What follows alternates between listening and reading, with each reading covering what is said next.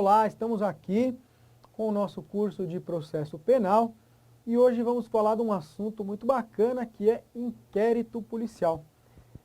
Nesse primeiro começo aqui, eu quero ir para a lousa, que eu quero mostrar para você onde é que está o inquérito policial.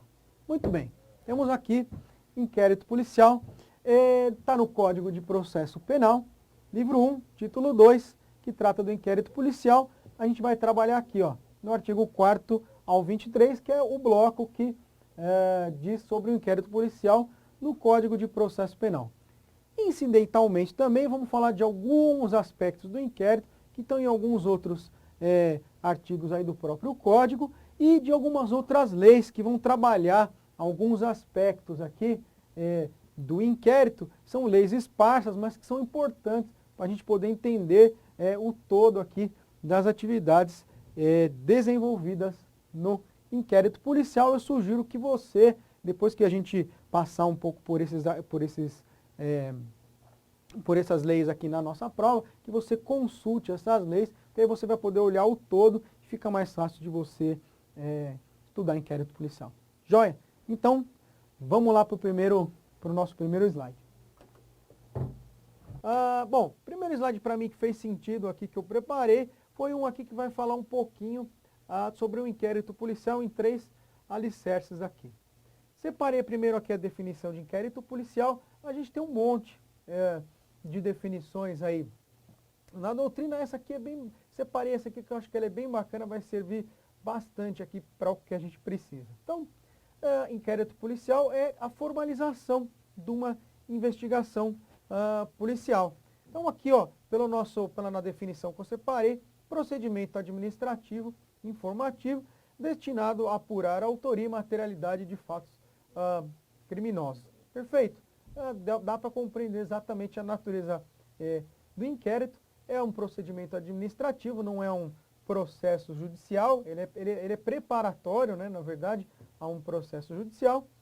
É informativo porque vai produzir informações que poderão ser usadas justamente no processo posterior, no processo judicial, mas não necessariamente, por isso que ele é meramente informativo, ele não é vinculativo, e destinado a apurar a autoria e a materialidade de um fato supostamente criminoso. Então, a materialidade vai ser apurada, que é se cometer um crime, como foi cometido aquele crime, e a autoria, quem que é o autor daquele crime.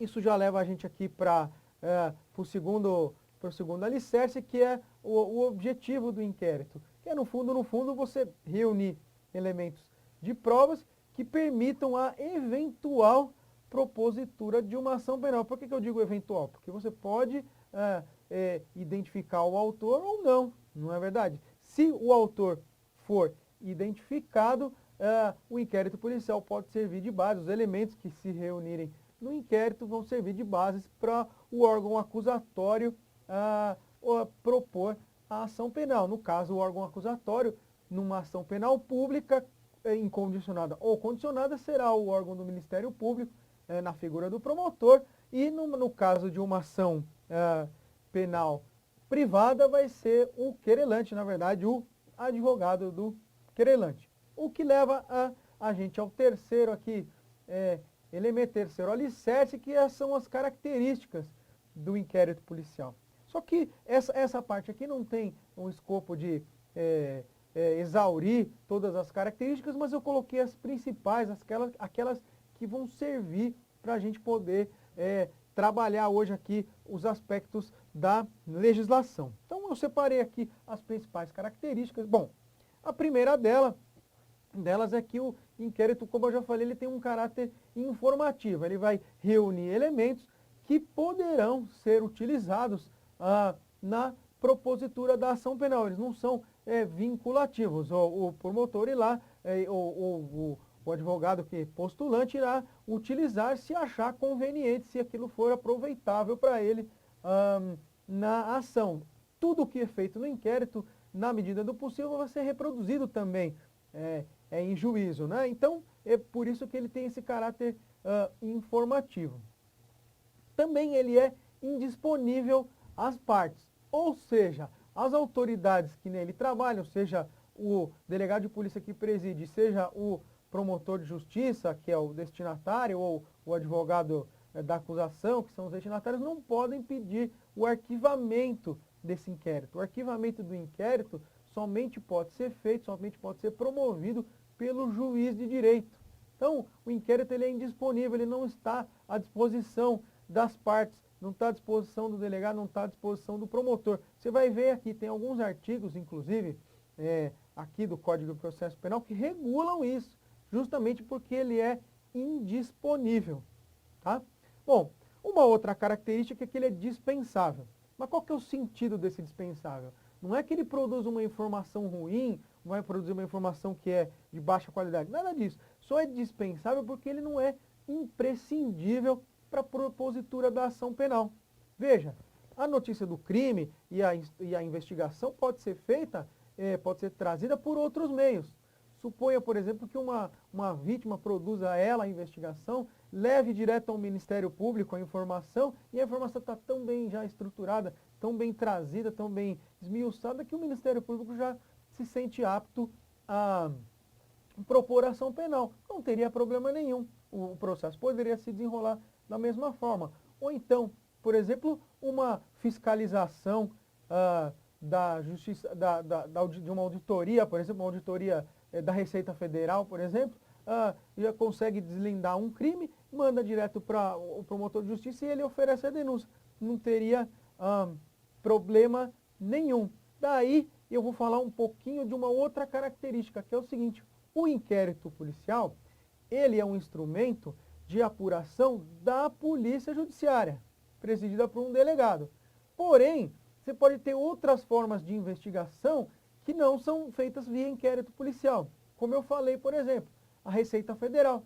A Receita Federal pode fazer uma auditoria fiscal, por exemplo, para apurar uma sonegação de tributos, e aquilo pode também servir como fonte de informação para uma ação penal contra o sonegador. Quer dizer, você tem uma outra autoridade da administração pública que também está exercendo uma fiscalização, exercendo uma forma de investigação, e aquilo pode ser aproveitado em uma ação penal sem problema. Aqui o inquérito policial é por excelência a atividade da polícia judiciária, é por excelência a atividade do delegado de polícia, que é a figura jurídica que preside as investigações policiais, preside o inquérito policial, certo? Aí aqui a próxima característica: o inquérito ele tem um caráter majoritariamente inquisitório discricionário. Veja, ele é discricionário porque a autoridade policial tem discricionalidade para deliberar como vai presidir, claro, dentro das normas de processo, mas ela tem. E ele tem um caráter inquisitório. O caráter de ampla defesa, o caráter de contraditório, vai ser reservado para o processo penal.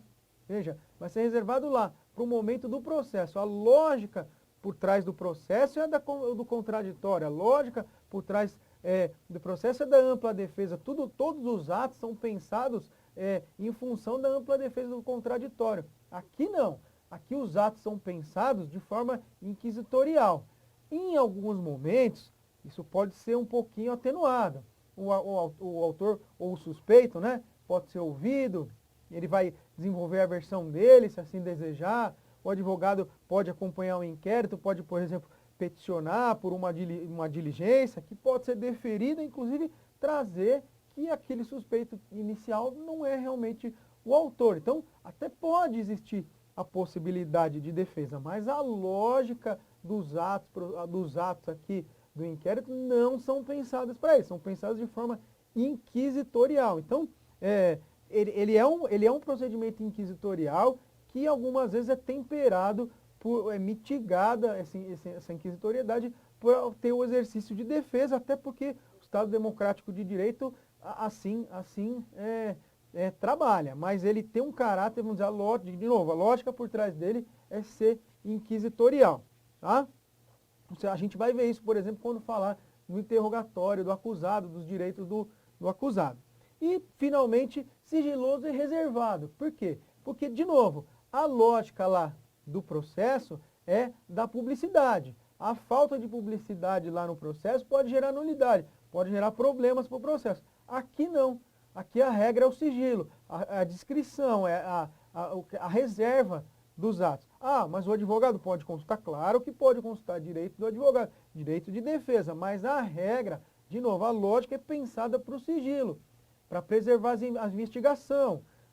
Em diligências, por exemplo, em andamento, não pode ser consultadas por ninguém. Muitas vezes, de repente, uma identidade de uma testemunha, uma suspeição, uma suspeita que a polícia tem, é guardada com reservas para proteger a investigação. De novo, a lógica, aquilo é pensado para proteger a investigação, diferente do processo, onde tudo tem que ser público, tudo tem que ser transparente, tudo tem que ser trazido, porque pode gerar uma nulidade. Então, pense essas características aqui, sempre em oposição à lógica que é a lógica vigente no processo. Então, aqui foi só uma delimitação para você poder enxergar um pouquinho essas características. Agora, quando a gente for olhar alguns artigos do Código, você vai entender em profundidade isso que eu estou falando em alguns artigos do Código. Quer ver? Ó? Vamos começar. Ó, o 4º, por exemplo, ele fala que a polícia judiciária será exercida pela autoridade policial, justamente como eu disse, no território de suas respectivas circunscrições. E terá por fim a apuração das infrações penais e da sua autoria. Exatamente aquilo que eu estava falando, que é o objetivo do inquérito. Não tem novidade aí. Inclusive, ó, a gente já conversou também o que ele fala aqui no parágrafo único, que essa competência definida no artigo, ou seja, a de investigar, não exclui a de autoridades administrativas a quem por lei seja cometida a mesma função. De novo, um grande exemplo é o auditor fiscal da Receita Federal, por exemplo, ou um auditor de rendas da Fazenda Estadual. Ele também pode fazer uma forma de investigação na forma da auditoria fiscal e não há problema algum, não há colidência nenhuma com o que está definido aqui. E ficou fácil agora entender a lógica desse artigo aqui. Bom, o artigo 5º.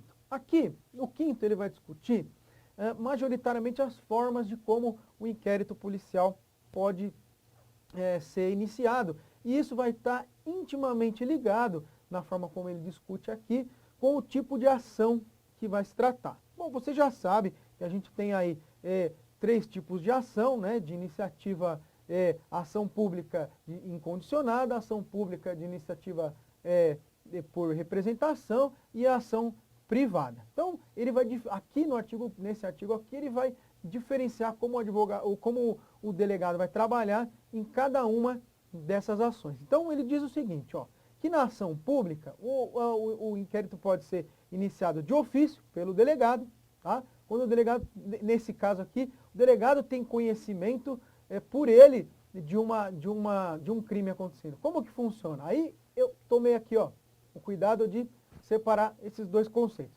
Primeiro, de notícia criminis, que é a ciência da autoridade da ocorrência de um fato criminoso. Então, ele recebe essa notícia criminis, está tendo ciência de um fato criminoso. E delácio criminis, que é o quê? Que é a comunicação de alguém do povo a respeito da ocorrência de uma infração penal. Separei esses 2 conceitos porque eles vão ser chave aqui para a gente entender isso aqui. Então, o delegado de ofício pode receber lá, por exemplo, uma prisão em flagrante. Então, ele vai lavrar lá o auto de prisão em flagrante, o pessoal vai ser preso e aquilo vai dar início a um inquérito policial. Mas ele pode também receber de ofício, proceder de ofício, se tiver conhecimento da suposta prática de uma infração penal de uma outra forma. Por exemplo, recebe uma notícia verbal de uma vítima, é lavrado um boletim de ocorrência e a autoridade policial determina a instauração do inquérito policial com base no que está sendo contado naquele boletim de ocorrência.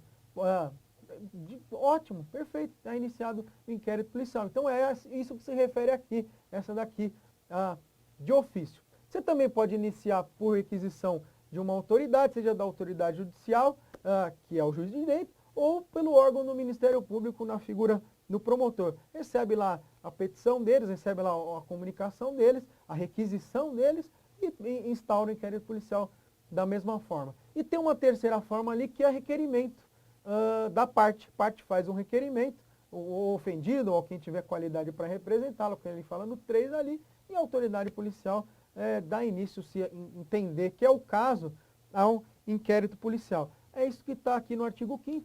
Ele toma cuidado aqui no parágrafo 1º para dizer que como é que tem que funcionar o requerimento, fala, olha, tem que, a parte sempre que possível tem que narrar o fato, com todas as suas circunstâncias, individualizar a pessoa a quem ele está imputando esse fato, dizendo por que ele é o autor dessa infração, nomear as testemunhas, se possível, indicando profissão e residência. Tudo isso para quê? Para que a autoridade policial possa avaliar a verossimilhança, avaliar um pouco a qualidade disso e, se for o caso, desenvolver uma investigação viável, para que não seja um pedido sem pé nem cabeça. Também tranquilo, não há nenhuma controvérsia aqui, inclusive até o código toma cuidado no parágrafo 2º de falar o seguinte, olha, se a autoridade policial indeferir, achar que não é caso de instauração de inquérito, a parte pode até fazer um recurso para o chefe de polícia. No caso aqui da Polícia Civil de São Paulo, é o delegado-geral de polícia, certo? Muito bem. Nos próximos 3 parágrafos, aí, no 3º, no 4º, no 5º, ele vai debater como é que se inicia o inquérito policial, dependendo do tipo de ação. Então aqui no parágrafo 3º, é a delácio lá que a gente já falou, que é o seguinte, qualquer do povo, no caso de uma ação pública incondicionada, né, pode ir lá, verbalmente ou por escrito, comunicar à autoridade policial que, se verificar que realmente aquela comunicação tem pé, tem cabeça, tem verossimilhança mesmo, manda instaurar um inquérito. Não precisa de ninguém se manifestar. O delegado de polícia não precisa da manifestação de ninguém. É de ação pública incondicionada. Pode instaurar. Tranquilo. Onde que vai precisar da manifestação? Aqui, ó, no caso do parágrafo 4º e no caso do parágrafo 5º. Por quê? No caso do parágrafo 4º, ele vai dizer o seguinte, ó, no caso da ação pública que for condicionada à representação, o inquérito não pode ser iniciado sem a representação. O delegado de polícia tem que aguardar a manifestação do ofendido. Mesma coisa aqui no parágrafo 5º, que é no caso da ação privada. A autoridade policial somente pode instaurar um inquérito com requerimento, aqui, ó, da parte ou quem tem a qualidade para intentar isso daí. Preste atenção que no caso da ação pública chama-se representação à peça e no caso da ação privada chama requerimento pela instauração de inquérito. Também tranquilo, olha, a partir do momento que você entende a lógica do artigo, ele fica fácil de você compreender por que ele existe, o que ele está querendo dizer. Não é?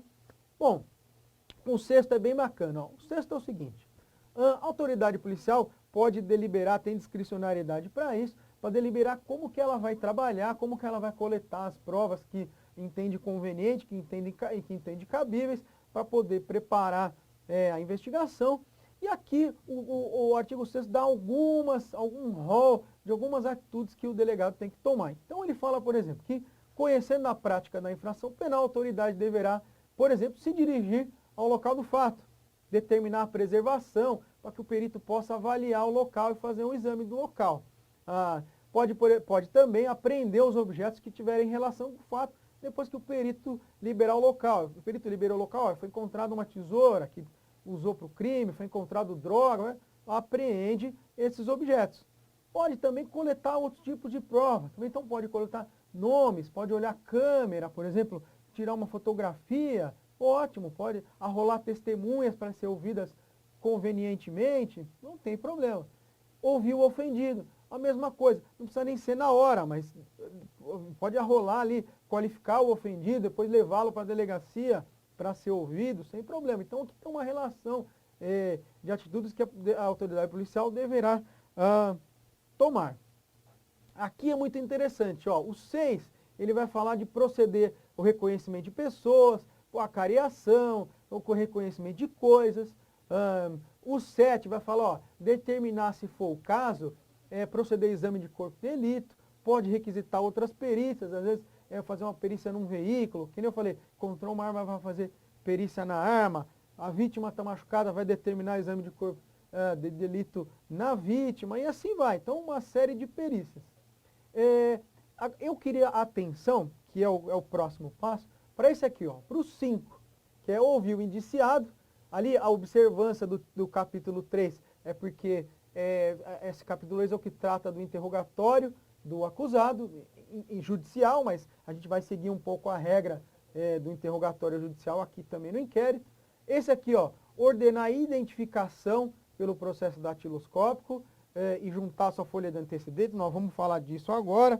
E os dois últimos itens aqui, que é averiguar a vida pregressa, tá vendo? O estado de ânimo, durante, depois do crime, outros elementos, e colher informações a respeito do filho. Essa aqui é nova, fique esperto porque pode cair aqui porque é informação nova. Então, por que eu separei esses quatro, eu estou pedindo atenção para esses 4 itens aqui? Porque eles são quando o delegado de polícia, são pertinentes quando ele vai conversar com o acusado.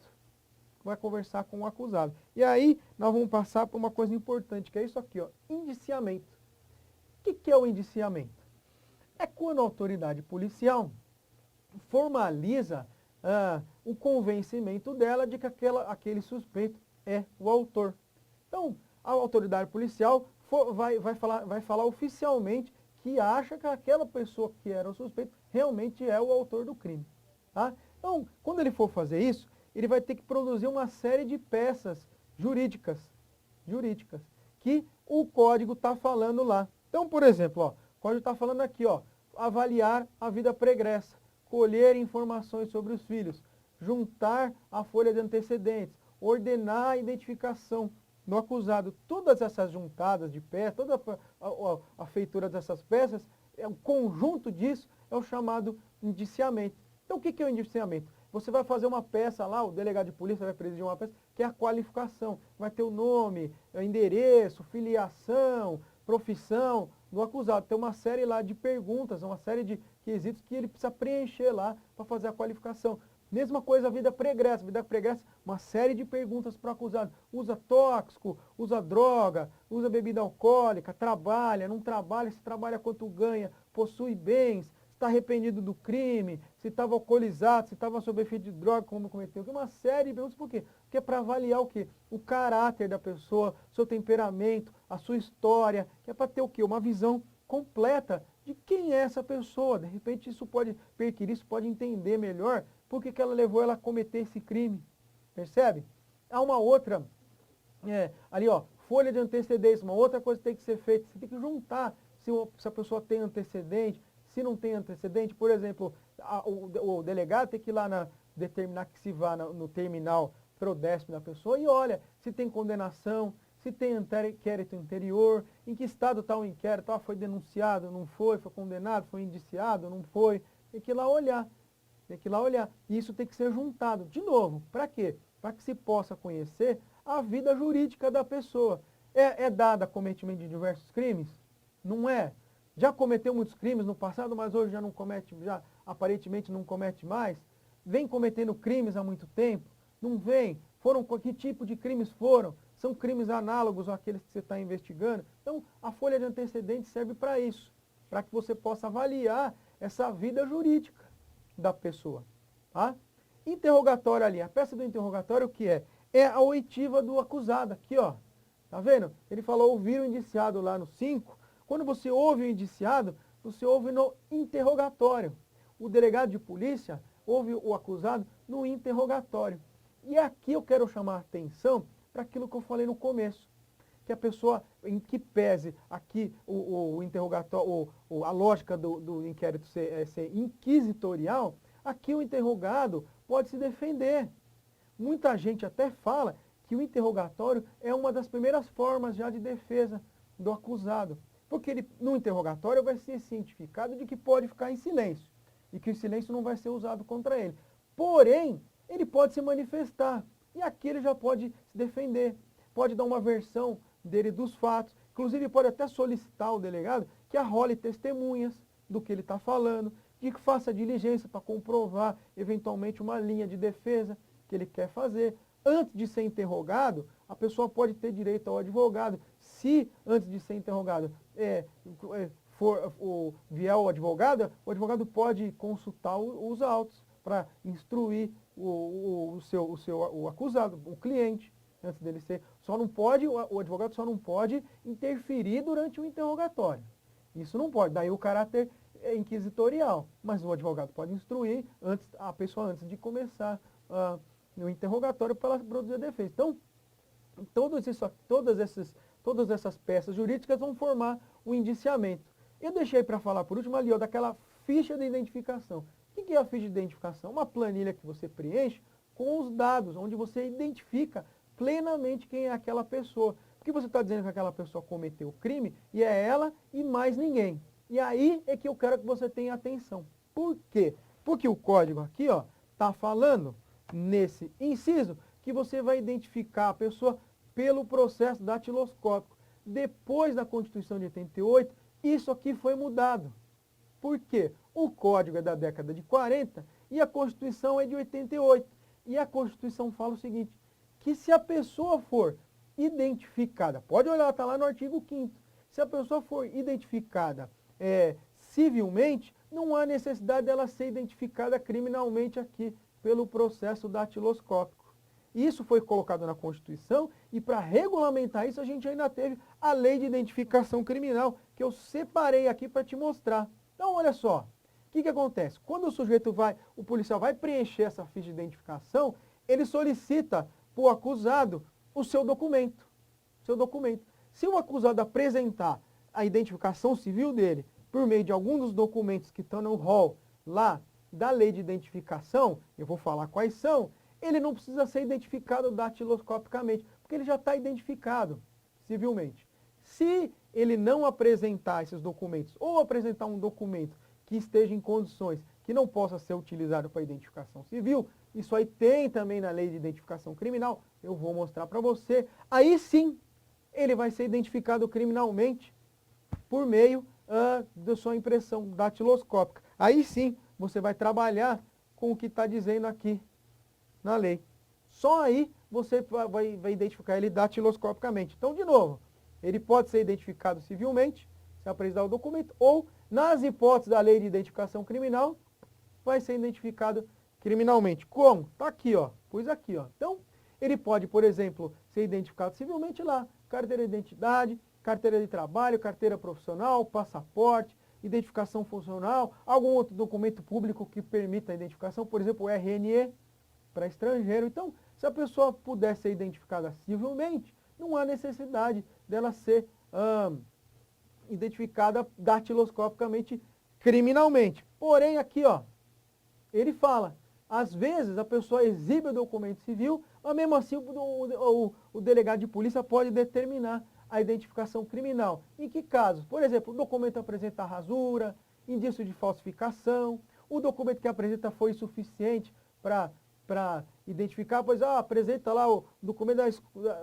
da escolinha de inglês, a carteirinha da escola de inglês. Não pode. Então, vai identificar datiloscopicamente. Ou o indiciado apresenta documentos conflitantes, 3, 4 RG diferentes, ou for essencial para a investigação, identificar datiloscopicamente, for essencial, porque deixou uma impressão digital no local lá, precisa te coletar a identificação, ou constar uso de nome diferente. O cara tirou um documento aqui e chama Zé, tirou um documento na Bahia chama João, tirou outro documento em Santa Catarina chama Cláudio, chama não sei o quê, aí identificação. Ou então apresentar um documento muito velho, um documento da década de 60 lá, ou um documento que está muito em estado de conservação ruim, tudo rasgado, tudo não tem jeito, aí vai ser identificado criminalmente nos termos aqui, do que ele está falando aqui. Então tomem cuidado com isso aqui.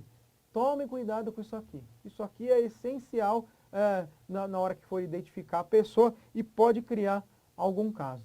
Certo? Isso aqui é novidade. Mesma coisa aqui, esse negócio de colher informação sobre o filho aqui. Só que é o seguinte, muitas vezes a pessoa tem filhos e pode estar indo presa, por exemplo, e o filho vai ficar sozinho, abandonado lá. Precisa chamar um abrigo, precisa chamar alguém para cuidar do filho, por exemplo. E uma outra coisa importante nisso aqui, quando a pessoa, por exemplo, tem filhos pequenos, principalmente a mulher, por exemplo, não tem quem cuida, tem filho menor de 12 anos, se ela for presa, pode ter direito à prisão domiciliar. pode ter direito à prisão domiciliar. Então é importante que isso aqui esteja no indiciamento, o juiz na hora de definir se pode decretar uma prisão ou não, poder ter acesso a essa informação aqui, ó. Entendeu? Então, isso aqui é super importante. Depois também tem uma outra informação, a gente vai chegar lá, que o delegado de polícia tem que mandar para o Instituto de Identificação, e é com base nisso aqui, ó. Com base nessa ficha de identificação, que essa informação vai ser mandada para o Instituto de Identificação. Vai chegar a hora que nós vamos olhar isso aí aqui na legislação. Então, o artigo 6º é isso que ele está dizendo. Você vê que por trás de uma redação simples aqui, tem toda uma coisa bem complexa por trás, que o examinador pode explorar isso para te pegar durante a prova. Então, vamos seguindo aqui, ó. O artigo 6º está tranquilo, está sossegado, não tem muita novidade. E no 7º ele vai falar uma outra diligência também que o delegado pode fazer, que é a reprodução simulada dos fatos. Então aqui ele vai falar que, havendo a possibilidade da infração ser praticada de um certo modo, a autoridade policial pode fazer a reprodução simulada dos fatos, desde que não contraria a moralidade e a ordem pública. Aqui, tranquilo, não tem nada. A única celeuma é se o acusado é obrigado a participar. Não é obrigado a participar porque ele não é obrigado a fazer prova contra si mesmo. Ele é obrigado a ir até o local, vai ser conduzido até o local, mas se ele não quiser participar, quiser ficar apenas ali de espectador, ele pode, porque ele não necessariamente precisa produzir a prova contra ele mesmo. Isso aí é bem tranquilo, tá? Eu quero só marcar o 8º e o 9º aqui, porque eles são bem tranquilos também. O 8º diz que se houver prisão em flagrante, vai ser observado o capítulo 2 lá, que justamente vai tratar da prisão em flagrante, isso aí a gente vai ver em outra aula. E o artigo 9º vai dizer o seguinte, que as peças do inquérito serão processadas num só caderno, num só procedimento, reduzido a escrito, datilografada e, nesse caso, rubricada pela autoridade. Aqui é porque o código é antigo, quer dizer, antigamente algumas peças poderiam ser feitas à mão e ele aventa a possibilidade de datilografia. Hoje é tudo impresso, não é nem datilografado, mas é digitado no computador. Então, o artigo 9º não tem muita serventia também. Então, essa foi a primeira parte. Daqui a pouco a gente volta para olhar do 10º para frente e vamos fazer uma segunda parte da aula, certo? Então, daqui a pouco a gente volta. Essa foi a primeira parte de inquérito policial.